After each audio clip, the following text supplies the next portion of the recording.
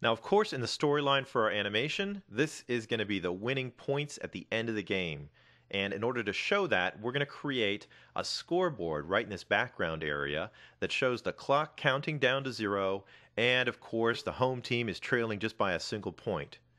That's going to add a lot of nice drama, and of course, we're going to need to build that scoreboard. So let's start things out by setting up a layer for our scoreboard. I might even go ahead and hide the football animation just for the moment, so we can work right in that clean area. And let me go down to the uprights layer, and we'll just insert a layer right above that we'll call our scoreboard layer.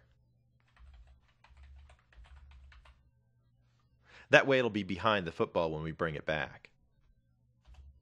Now, what this is really going to do is it's going to give us a chance to take a look at a couple of other drawing tools.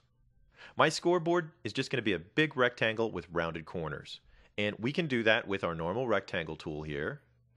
I'm going to choose the rectangle tool, and I'm going to set up some properties for it. Now, I'd like the background to be dark, so we'll leave the fill as black.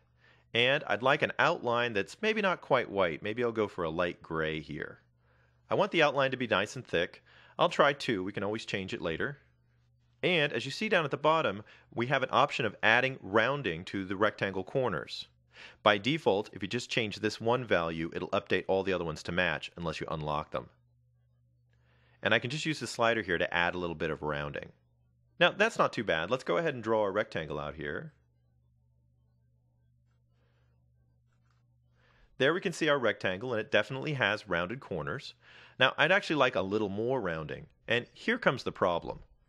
When we draw with the normal rectangle tool, what we get is a rectangle with rounded corners, but really this is just a vector. If I use my normal selection tool on this, I can go into the corners and reshape them, but it's probably going to be kind of sloppy.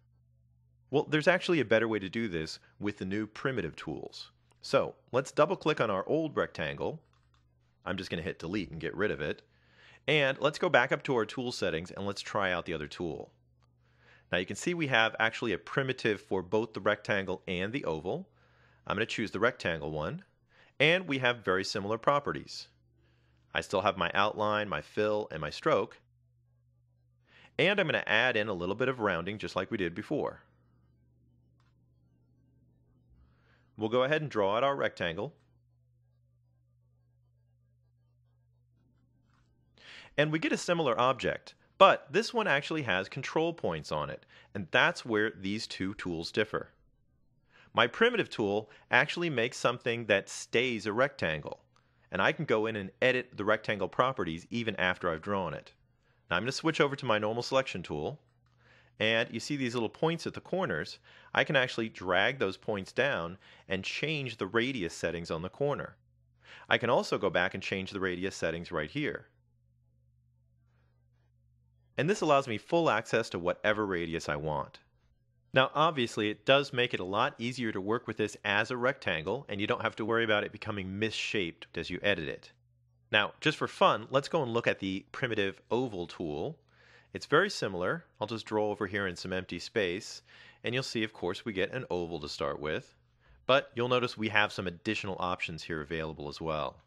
I have an inner radius as well as an outer radius. And as you can see, that creates something like a donut shape.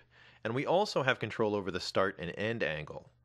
Now that actually splits it in two, and I end up with something that looks a little bit more like a C.